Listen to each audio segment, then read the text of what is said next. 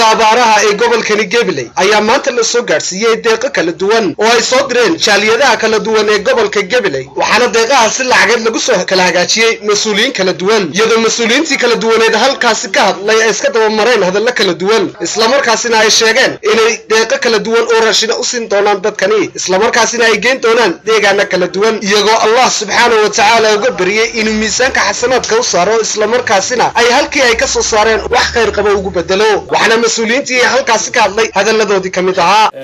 aad runtii waxaan ugu mahad celinaynaa dadka kala duwan ee lacagaha soo gaarsiiyay guddida abaaraha ee gobolka ugu horeyn waxaan u mahad celinaynaa dadweynaha qurbaha ku nool oo Suldaan Ibrahim Jaamac Samatar oo suldaanka uu yahay lacagta $15,000 kaga soo qayb galay taakulaynta abaaraha mar labaad waxaan u mahad celinaynaa iyagana sidoo kale hablaha reer Somaliland ee ku nool dalka Netherland sidoo kale waxaan u mahad celinaynaa dadweynaha gobolka soo jeeda ee ku nool magaalada Ottawa khaasatan lacagtaasi waxa weeye ii sheegeen inamada inagu soo hagaajiyay Maxamed Cabdilaahi Nuur iyo Cabdi Xuseen Miir inay gobolka ugu weyn ku lahaayeen haweenka reer Gabiley xoolaan dhamaantiin dadku wax soo bixiyay Ilaahay subhanahu wa ta'ala halka ka soo bixiseen wax khayr ah ku bedelo sadaqada sidoo waxa la iskaga xijaaba oo xijaab uga noqotaa waxyaalo badan qofka hatta waxa la yiraahdaa waxa weey umriga ayay dheeraysaa geerida ayay dib u dhigtaa naarta ayay xijaab ka tahay waxaan leenahay dadka muslimiinta iyo khaasatan walaalaha reer Gabiley san waxay muujiyeen dareen weyn bay muujiyeen dadku la wadaagayaan waxaan rabaa inay dhaahdo abaartii roobku waa daaway naga jabay laakiin qofku marka uu bukoodo muddo ayaa waxa ka muuqda tiifta xanuunka uu kaga tagay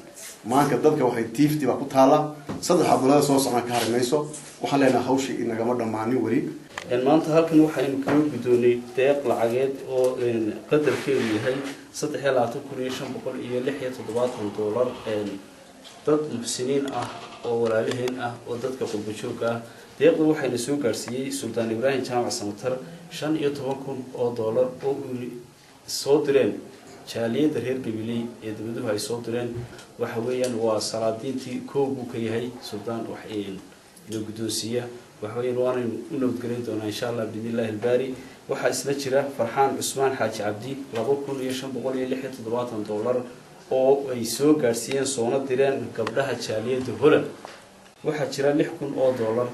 oo ayna soo gaarsiisay jaaliyada Canada oo ay maayarka uu soo gaarsiiyay inoo soo wakiisheen iyagana waxa weeyaan sidaas leeg waan u ducaynaynaa Ilaahay waxaan uga baryaynaa halkay ka soo saareen waxaan saaka halkan xafiiska gudoomiyaha gobolka Gabiley oo ay fadhiyaan guddigii taakulaynta abaaraha ee gobolka Gabiley waxaan ku wareejinayaa lacag dhan $15,000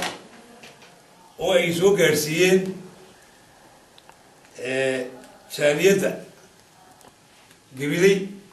deegaanka Gabiley ka tirsan ee mas'uulka ka ahay taasoo ay u soo direen xagga boorama oo jooga aanay garteen inaan ku wareejiyo guddida taakulaynta abaaraha ee gobolka Gabiley si ay ugu dhameystiraan wixii aanay gaarin ama raashin uuna gaarin waa Maxamed Xasan Sheekh Maxamed Juba telefishinka caalamiga Kalson TV magaalada